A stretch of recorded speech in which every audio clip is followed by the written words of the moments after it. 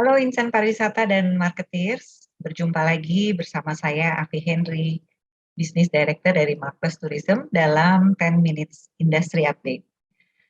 Pada edisi kali ini kita kembali akan menyampaikan 5 update dari sektor pariwisata dan ekonomi kreatif dalam sepekan terakhir yang telah dirangkum oleh tim kreatif dari Marquest Tourism dari berbagai sumber.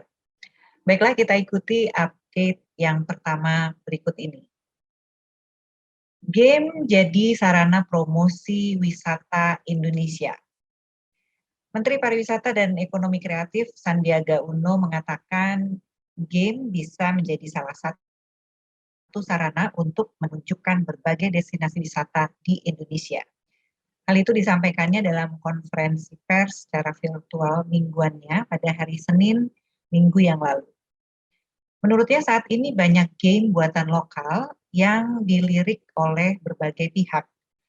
Dalam Baparekraf Game Prime 2021, beberapa game sudah memiliki kualitas kelas dunia. Lewat game pula, nantinya 5 destinasi wisata super prioritas, yaitu Danau Toba, Likupang, Borobudur, Mandalika, dan Labuan Bajo, bisa dipromosikan. Sekarang game bisa jadi sarana untuk promosi. Kemenparekraf mengungkapkan di pasar game global, Indonesia menempati urutan ke-16 dengan jumlah pengguna games hingga 43,7 juta user. Selain itu, revenue yang dihasilkan adalah sebesar 879,9 juta US dollar atau setara dengan 12 triliun rupiah.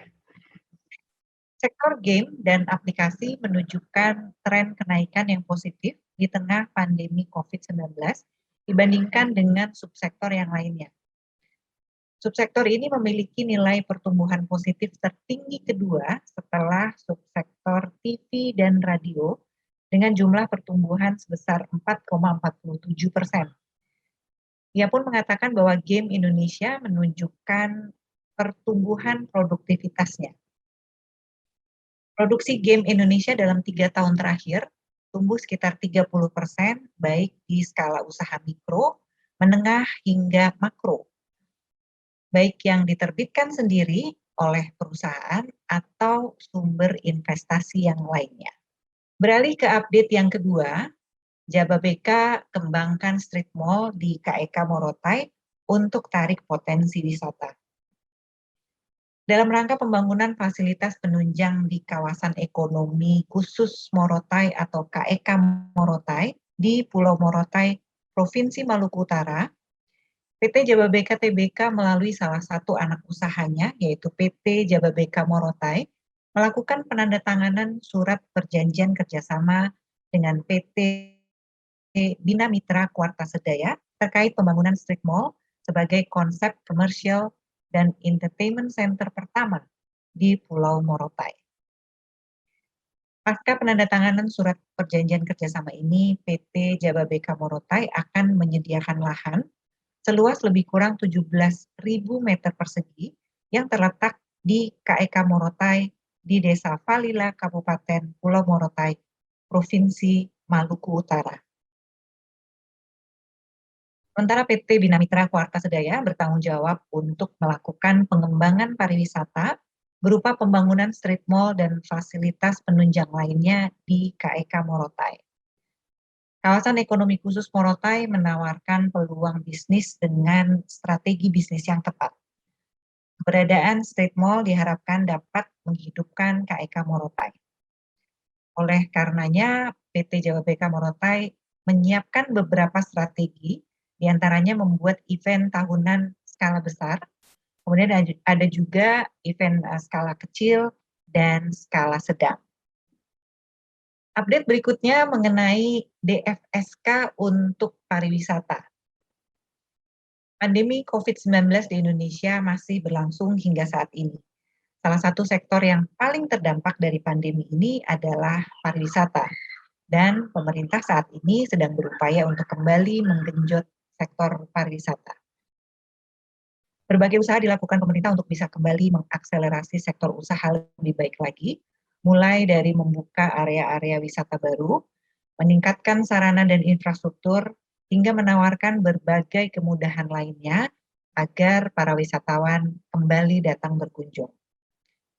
Para pengelola lokasi usaha, penyedia jasa pemandu wisata, dan penyedia transportasi juga dapat meningkatkan pelayanannya menjadi lebih baik.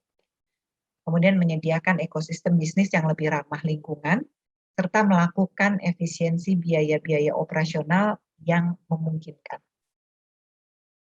Sebuah brand mobil asal Tiongkok, Dongfeng Sokon, atau populer dengan singkatan DFSK, mengklaim memiliki solusi untuk para penyedia transportasi agar mengurangi biaya operasional plus turut menyediakan ekosistem yang ramah lingkungan. Solusi tersebut adalah dengan menggunakan DFSK Gelora E yang saat ini menjadi satu-satunya kendaraan komersial ringan listrik di Indonesia. DFSK Gelora E memiliki keunggulan-keunggulan yang tidak ada di kendaraan-kendaraan komersial konvensional lainnya. Hal ini dikarenakan DFSK menawarkan efisiensi energi yang tinggi, memiliki biaya operasional yang rendah dan ramah lingkungan, sehingga sangat cocok untuk menunjang sektor pariwisata sehari-hari.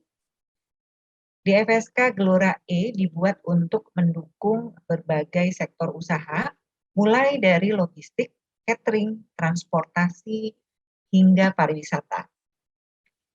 Model minibus pada kendaraan ini cocok untuk digunakan sebagai sarana transportasi wisatawan dengan dukungan kabin yang lega dan nyaman.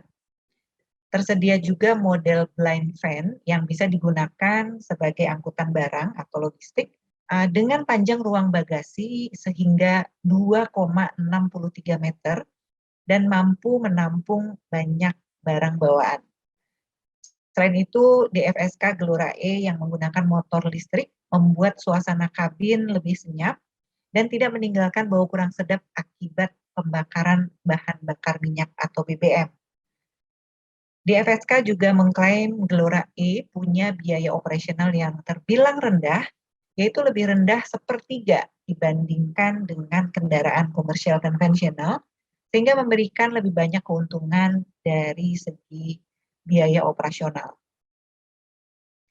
Keunggulan lainnya adalah jarak tempuh berkendara hingga 300 km berdasarkan NEDC atau New European Driving Cycle.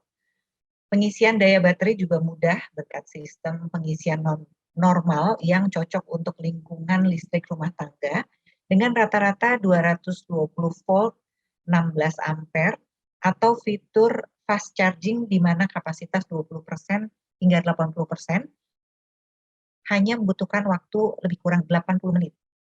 Keunggulan lain dari kendaraan ini adalah bebas emisi gas buang sehingga sangat ramah lingkungan.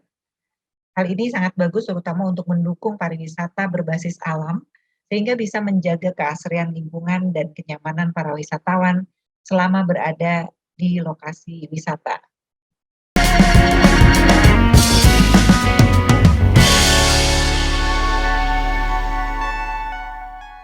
Sari Ayu Putih Langsat Facial Foam membersihkan dan membantu mengangkat sel kulit mati secara optimal.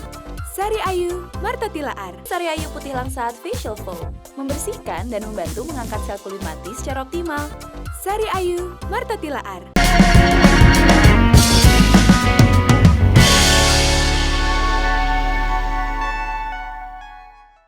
Nah, kita beralih ke update yang berikutnya. Langkah Kemenaker untuk kembangkan kejuruan pariwisata di Solok, Sumatera Barat.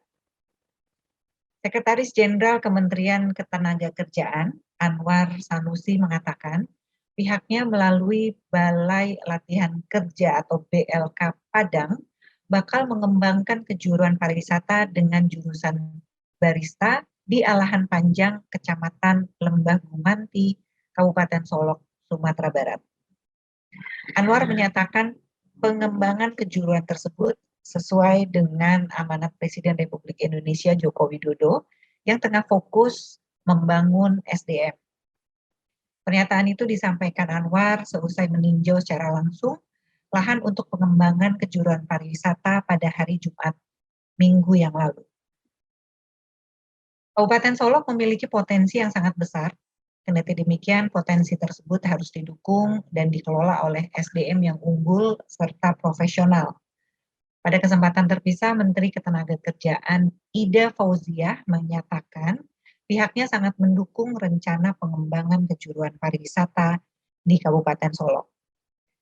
Menurutnya, pengembangan kejuruan tersebut dapat memberikan dampak nyata bagi perekonomian masyarakat setempat. Nah, update kita terakhir hari ini adalah diumumkannya 100 desa wisata yang lolos kurasi ATWI 2021. Kementerian Pariwisata dan Ekonomi Kreatif mengumumkan 100 besar desa wisata yang berhasil lolos tahap kurasi Lomba Anugerah Desa Wisata Indonesia atau ATWI 2021. Menparekraf Sandiaga Uno mengatakan, mengutip dari jadesta.com, jumlah tersebut telah dikerucutkan dari yang sebelumnya sejumlah 300 desa wisata.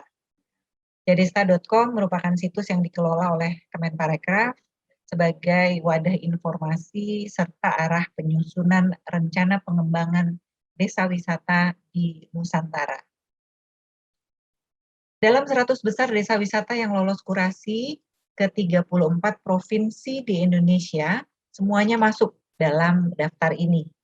Namun ada 5 provinsi yang desa wisatanya masuk dalam jumlah terbanyak, yaitu diantaranya adalah Jawa Tengah dan Sumatera Barat dengan masing-masing 5 desa wisata, kemudian Jawa Barat, Jawa Timur, dan Sulawesi Selatan masing-masing sebanyak 8 desa wisata.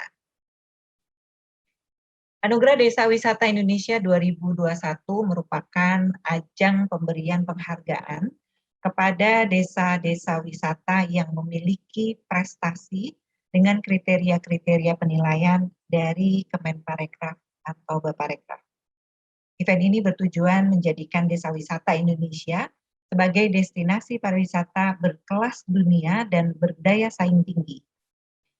Sementara rencana Malam Puncak Anugerah Desa Wisata Indonesia akan digelar pada tanggal 7 Desember 2021 yang akan datang, di mana akan diumumkan 4 desa wisata terbaik dan 1 desa wisata terfavorit. Total hadiah dalam ajang ini mencapai miliaran rupiah. Nah, insan pariwisata dan marketeers, tadi 5 berita dari sektor pariwisata dan ekonomi kreatif sudah kita bacakan sebagai update di industri update kali ini.